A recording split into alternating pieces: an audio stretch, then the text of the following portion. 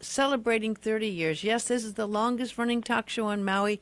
And we just had a wonderful celebration that was so great on Saturday night. Thank you for everyone who came out.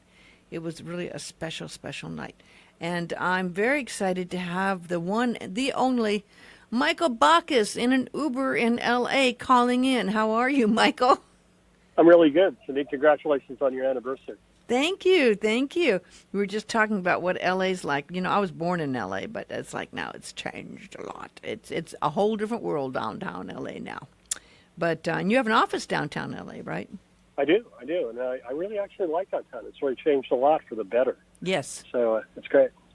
And we're looking forward. You're coming over real soon because this Saturday you're doing a very special presentation for a lunch and learn, and this is one that's going to be back in Kahului at Lay's Family Class Act restaurant up there on the second floor with a beautiful lunch and a lot of great talk at 1 to 3. And I was talking to Teri, and she said there's only a few tickets left, so people need to get on this because you're so popular, Michael. That's funny. Well, this is going to be a really interesting class. For the first time, I'm teaching a class about the system within the body that cannabis medicines interact and a lot of other medicines interact. Ibuprofen actually works in some of the same places that cannabis works. So we're going to talk about this whole system, the endocannabinoid system, and I'm really excited because it's a ever-changing topic and one that has really changed in the last couple of years. And the endocannabinoid system regulates all these different parts of our physiology and how our body works. And it's my first class to kind of explore that. So I'm really excited about it. Well, you know, I'm excited too because I learned how to say endocannabinoid, and I never would have been able to a week or two ago. It's not that hard. I had to practice. The whole thing about the classes, it's really designed to be an introduction. I mean, I'm going to get into some of the detail, but I really want people to understand it, not just go away going, "Wow, that would have been great had I gotten more of it." I want people to get all of it. So. Well, no, it's really important, and of course, if people, I think most people know you by now, but if just in case there's someone out there that doesn't know you, you have an amazing background, Michael, and you go back to the tech world and. Which would have, you ever stopped? You probably never stopped to say, what would it have been like if I just stayed in the tech world? Did you ever stop and do that? Not really. I mean, I don't know. I think I have reasonably high-functioning ADD, so I just kind of bounce around between things that interest me. And, the thing is that I really loved working in the early days of tech. I really loved working in the digital revolution in Hollywood. But I'm most excited about cannabis because it was the least understood when I started working in it about 15 years ago of all the things I'd ever been involved with professionally. And now we're just starting to learn about how it works and how it can be best used and the things to watch out for. And I think it's going to end up being one of the safest medicines we've ever worked with, but we just have to understand it better. And a key part of it is understanding the endocannabinoid system, the system within the body with which cannabis interacts. So when did you write that book? That book that just kind of went, I mean, you know how many authors are out there, Michael, who never, ever get a chance to hit the big time like you did. I mean, to get on the New York Times bestseller list and to sell the amount of books. How, did you ever even think that it would become as big as it was when you started to write that book? Well, I never made the New York Times bestseller list, but I made a lot of the Amazon bestseller list, which these days actually is more important. Yes, it is. And, I had no idea that it would be this successful. I hoped it would reach its audience. And the good news is it's gone far beyond its audience, and now we're in the second edition. I published the first edition in 2014. The second edition came out at the end of 2017. And it's very likely we'll do another edition maybe in 2020, 2021.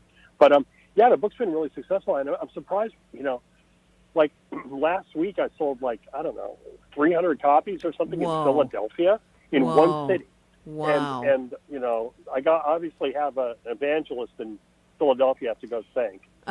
So I got to get to that. Well, now that doesn't happen too often anymore. And on top of that, it's interesting because the book it's thick. You ever measure how wide that is? It's almost, an inch and a half thick? It's a big book. I mean, it's the good news. It's printed on high quality paper. Yeah. So it's 320 pages, but it's designed to be kind of a standard reference work. Yeah.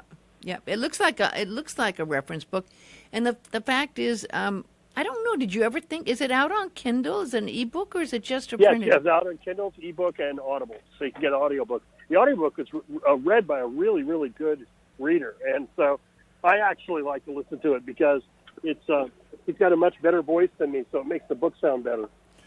Well, there's always that temptation to want to hear the person who wrote it, so it's a hard call, but that's interesting. But you did have to do the update because so much is happening, and have you ever thought, with the rate of what's being found out and discovered, that you're going to have to do one more update?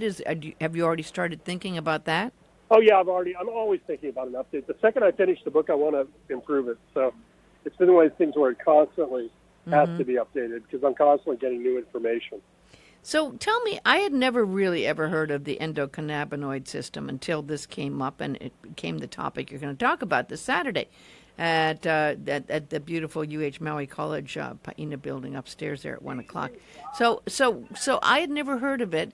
How is the endocannabinoid system? Is it part of the nervous system, or how does that all work?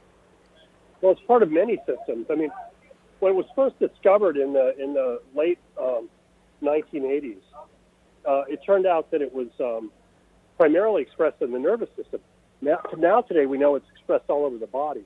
In the brain, it controls neurotransmitters. So it basically controls how nerves talk to each other within the brain. Wow, that's huge. So I mean, I can't help but wondering if that also affects fibromyalgia and stuff like that. That also kind of works like that.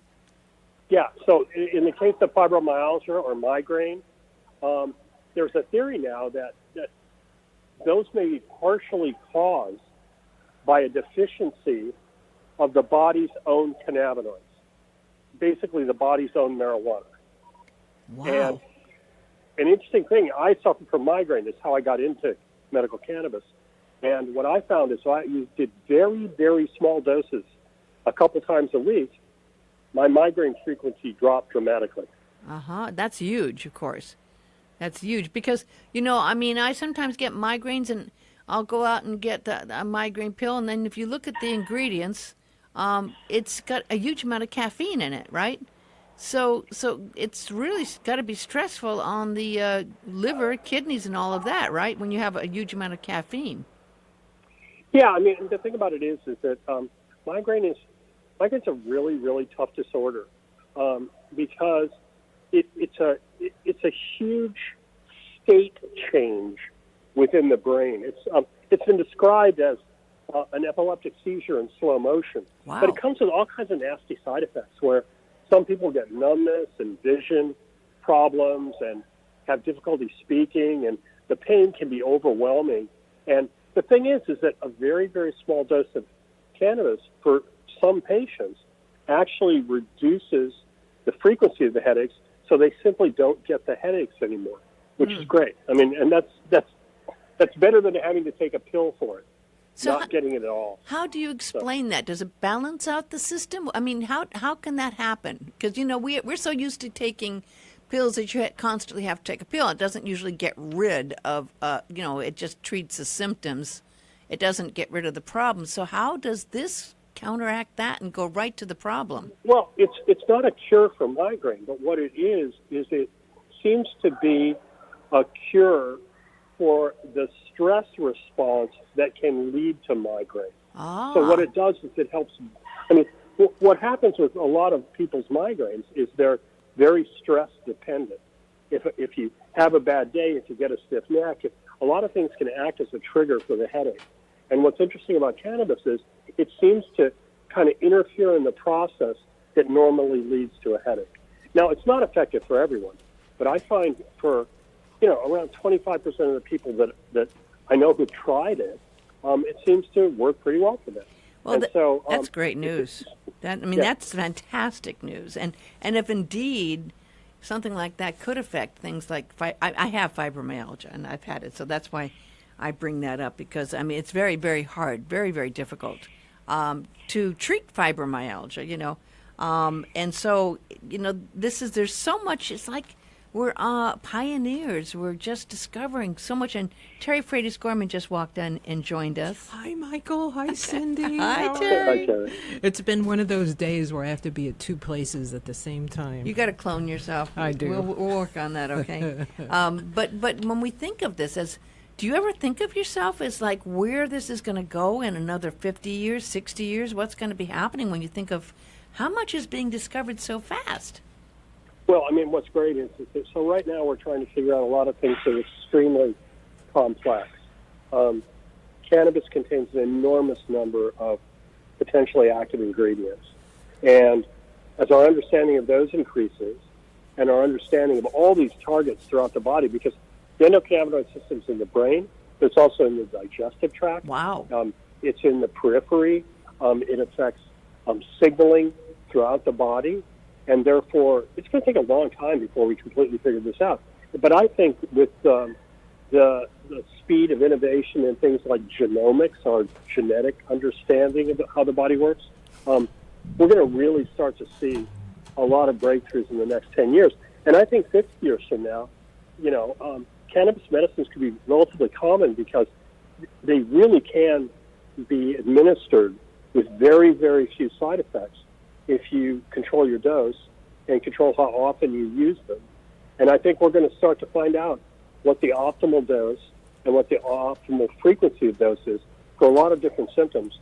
And therefore, you'll get a lot more precision and accuracy when you use cannabis-based medicines. So I'm really excited about that. So, it was funny. Teri was here just the other day, and we were talking about arthritis. And arthritis is a huge problem. It's a huge problem. You get to a certain age, and arthritis can really be happening a lot. Now, is there any evidence, or have you done any studies on the use of arthritis to stop the pain with cannabis? Well, yeah, sure. Pain is pretty effective. It doesn't seem to affect the progression of the disease, especially in things like rheumatoid arthritis. So when you're talking about rheumatoid arthritis, you have the degeneration of the joint itself. And cannabis doesn't seem to impede the process once you've got RA. However, a lot of people use it to help manage the pain of RA because typically people are taking these NSAIDs, these non-steroidal anti-inflammatory drugs, and they can really hurt the stomach and the liver. And so cannabis can reduce the amount of those you have to take and increase the amount of pain relief you're getting. It makes it a lot easier to live with the condition. Well, there's so many interesting things. Teri, every time I talk to him, I learn something new. Same with you? Same with me. 4 years after I met him, I'm still learning something new every time I talk to him. I mean, well, it's not that I know it all. It's just I read it all. I mean, there's so much research being done, and I'm just a sponge for the research. I'm really fascinated by all of these studies that are literally being done all around the world, and almost every day a new paper comes out that teaches me something new. So I'm just passing on, that's all. Well, Michael, interesting, we're talking about rheumatoid arthritis. We did have a patient come into the dispensary last year who started his life very anti-cannabis. He said that he was one of those people that would go out and say that, cannabis was the devil's weed and what. Okay, fast forward a few years, he comes down with rheumatoid arthritis, wakes up one morning with internal bleeding. He got medevac to Oahu. His new rheumatologist said that he was on a cocktail of I don't know how many pharmaceutical drugs. She said, I'm taking you off all of this and I want you to try medical cannabis. And he said, I don't use drugs. And she said, I got news for you. You're using a ton of drugs right now. And he reluctantly started using cannabis and said he could not believe how much better he felt because he was away from the side effects of many of the pharmaceuticals he was using. But more importantly, for the first time in years, he was actually able to use a keyboard again. Wow. Because the cannabis helped relieve his pain so much. And he's turned into a medical cannabis activist now. And so it's kind of funny to hear stories like that. I had another person that I know, similar story, very conservative. You'd never, ever imagine him ever talking about cannabis. And, he got rheumatoid arthritis, and he said, I was shocked. He said, you know what? I take it at night because it's the way I can go to sleep without pain. Yep. And so, the thing is, and I'm so glad that both you, Teri, and Michael, you are on the phone. because it's what we're finding out, and I learned from you, Teri, a lot, is the dosage and the right and proper use of what you need, because that's the real trick. There's so many ways that you could choose. You know, you take pills, do you take oils, do you take, I mean, what do you take, right? There's so many different ways, right? A lot of that has to do, we found, with patient preference, of course. Many of our older people are living in multi-generational households and don't want to, light up anything that's going to have a telltale odor in the family environment. So those types of folks really do like the tinctures or the dose-regulated capsules, particularly folks who have problems with insomnia. They really like the dose-regulated sleep capsule because it gives them 6 to 8 hours of relief. But, Michael is really the one to talk about overdosing, dosing, et cetera, because he's the one who trained our staff about start low, go slow, titrate your dose. And some people start with a very, very small dose to the point where there's really no palpable effects felt right away. But that's where you start. So, Michael, if you could talk about dosing, that would be great. Yeah, I mean, the idea of go low, start slow, go low, as far as dose goes, is really, really important. The other thing, too, is cannabis is not a panacea. It's not going to cure a lot of things. It's going to provide some level of symptomatic relief for many things. And part of that is choosing the right dose so that it can address the symptom in the best way. Because for certain things like pain, if you take too much cannabis, it actually won't relieve your pain. It could actually increase it.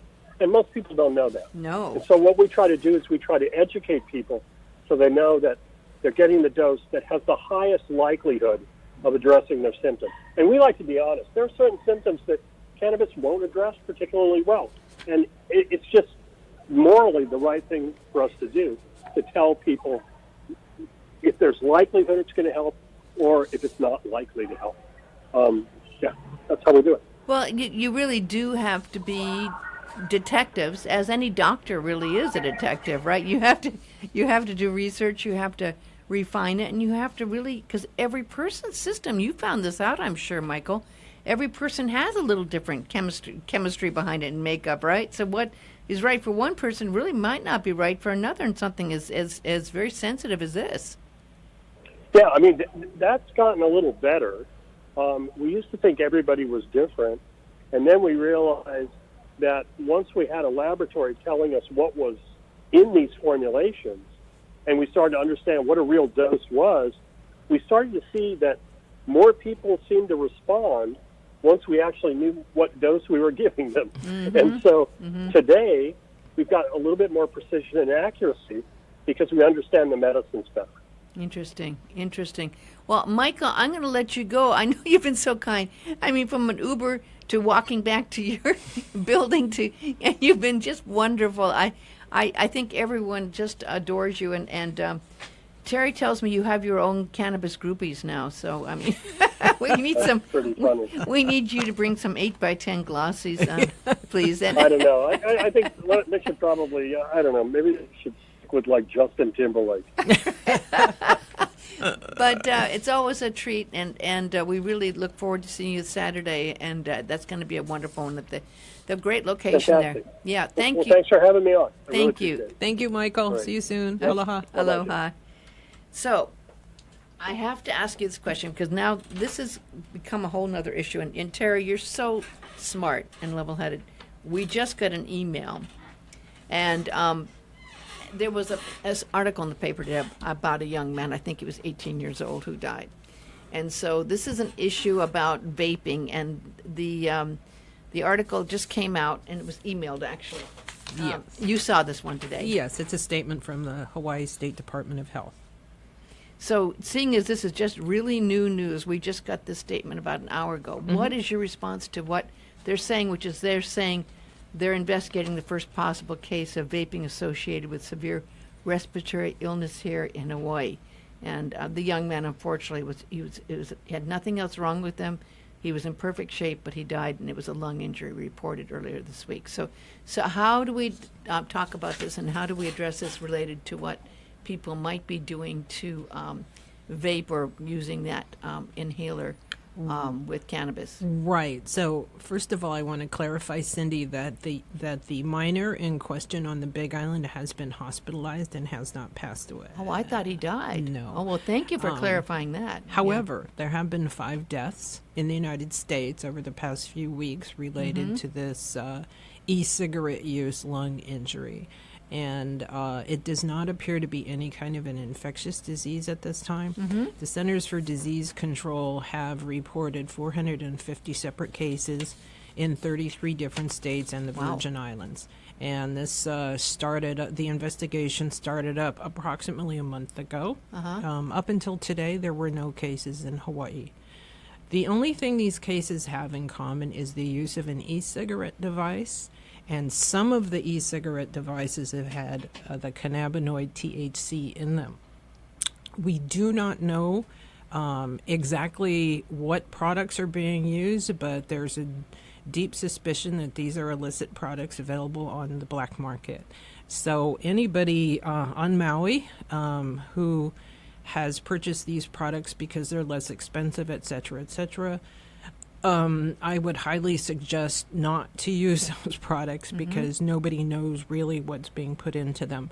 There were a few cases that the CDC found linked that contained vitamin E acetate, which is an inexpensive thinning device added to THC to kind of stretch it out a little bit. Okay, because I had read that, and that it was an vitamin E oil that caused a problem. So they didn't say the vitamin E was used as a thinning agent. They didn't mention that. Yeah. So additives are not healthy to be used in a vaporized form. Fortunately, here in Hawaii, the state regulated dispensaries are all required to meet very, very stringent lab testing standards. Here in Hawaii, we must test for the presence of residues from any kind of pesticide, solvents, also any type of additive. And if any product fails their lab test, they must be destroyed. And they have to be destroyed under a video camera so the Department of Health can confirm that that has occurred. That's correct.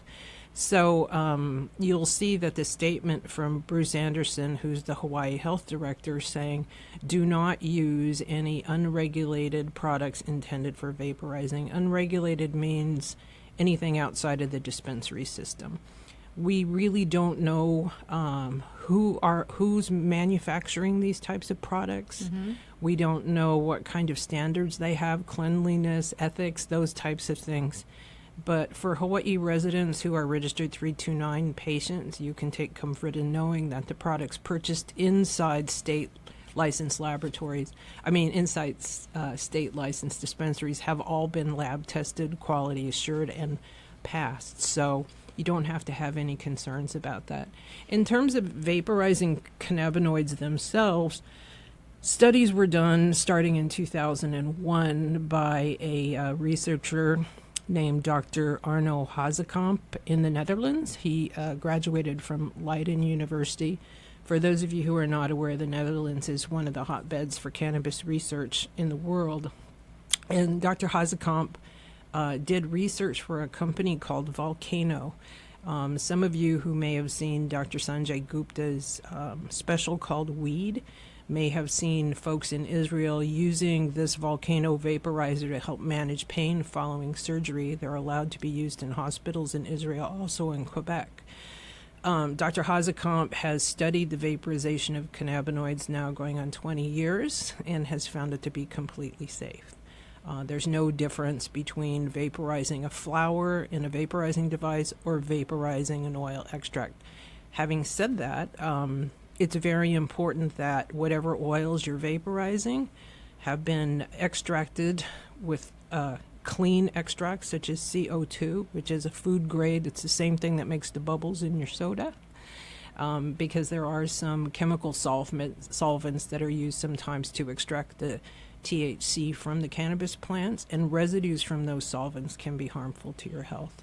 So very important to understand that where you're getting your products from, that they're clean, they're safe, they've been lab tested. Well, and I was shocked, Teri, when I read the end of the statement that came out. It said they did a survey and they found out that 25.5% of high school students currently smoke e-cigarettes, which is twice the national average. I was not aware of that. Hawaii has some of the highest rates of e-cigarette use. Don't know why that is, but yeah. And it's, it's not a good thing. Nobody needs nicotine in their system, and we're big advocates for the medical use of cannabis to help manage symptoms. So big difference between. Yeah. Mm-hmm. And I'm so glad, because you're so well spoken in how you can clear that up and make that a clear statement. Because just like me, and I try to follow it carefully, I had the information wrong, and I didn't understand the differences. So I'm really glad that you were able to clear that up, because I'm sure there are people out there that are parents that are probably very, very worried right now. Well, if you're a parent, I have 2 kids. Luckily, they're growing up now, and they never did smoke cigarettes or anything like that. But having said that, as a parent of an adolescent, you don't always know what they're doing. That's true, yeah. And so it's important for parents to have the conversation with their kids now about e-cigarette use, because we don't have any hard evidence on exactly what is causing this vaporization illness. Having said that, there are a lot of additives that are put into e-cigarette juice. There's flavorings, there's glycerin, sometimes there's propylene glycol, and other types of chemicals in there that were really not intended to be heated to a very high temperature and put into the lungs. Mm-hmm. In addition to that, people are making their own little concoctions in their home kitchens, and they're breaking their e-cigarette devices. They're breaking them open, and they're adding THC concoctions to the e-cigarette juice. Nobody knows what that may or may not do to people. In addition to that, those of you who may be following what's happening in the world of cannabis, with the legalization of adult recreational use in some of our western states, particularly Oregon, there was such a glut of product available on the street that the black market sales were off the charts. But then, a lot of people are unaware that cannabis is much like lettuce or any other kind of plant-based produce. It will expire at some point, right? It's a perishable item. Mm-hmm. So before that, I bet a lot of people don't know that. A lot of people don't. So before that happens, some of these unscrupulous people will manufacture these products from the cannabis so they don't lose money, right? And they make their way to the streets. And really? So people need to be very, very cautious. In fact, I would highly advise people never to buy manufactured products off of the street, even the cannabis itself, because unscrupulous growers sometimes will use pesticides. There's one called myclobutanol. It's also called Eagle 2020. If there's residues of that particular pesticide on your cannabis, when you heat it up, it can become a very dangerous substance. You'll know it as cyanide. Really? Yeah. So, Whoa. That's why state licensed dispensaries require lab testing for all products sold in dispensaries. So having known and having said all that, would you recommend that it becomes available statewide as recreational cannabis here in Hawaii, or do you think it's best to be used as medical cannabis? Because a lot of states, I think it's 1 in 5 now, are doing. So currently, there are 13 states that have legalized adult social use of cannabis. There are 33 states, and I believe it's 4 territories that have legalized medical use of cannabis. Regardless if it's medical or adult social use, it's always a good idea to make sure that your products are lab tested. In addition to that, this, I guess you could call it social experiment of legal adult use of cannabis, has been going on a little bit. I think Colorado was the first to do so. Mm-hmm. But the lucky thing for Hawaii is that we're able to learn from the mistakes of other places. Well, I always am amazed at how much information I learned from you, Teri, and I know you ran over here and you were really busy, and I appreciate you coming in because there was some clarity I thought that was really important coming from you. This is important, and for listeners, people who are listening to this, if you have kids, grandkids, you know people that are using e-cigarettes, I think the right thing to do is to just stop using them until this is cleared up. And for folks that are using cannabis to help control symptoms of conditions or so forth, do not buy any of your products off the street from somebody's trunk or anything like that. You know, there's a reason why state licensed dispensary products cost a little bit more than what's on the street, but you know what you're getting when you purchase it at a state licensed dispensary. Thank you so much for being so clear. I just appreciate your wisdom and your intelligence so much, Teri. And thank you. And a few tickets are left for Saturday, right, if people want to learn more. Yep. People want to learn more. Michael Bach is talking about the endocannabinoid system this Saturday. Go to Eventbrite. It's ECS Luncheon. ECSLunchandLearn.eventbrite.com. We do have a few tickets left. It's $20, includes lunch and your class materials, and Michael will be able to answer any and all questions you may have about the lung illnesses associated with the use of e-cigarettes. Thank you so much. Well,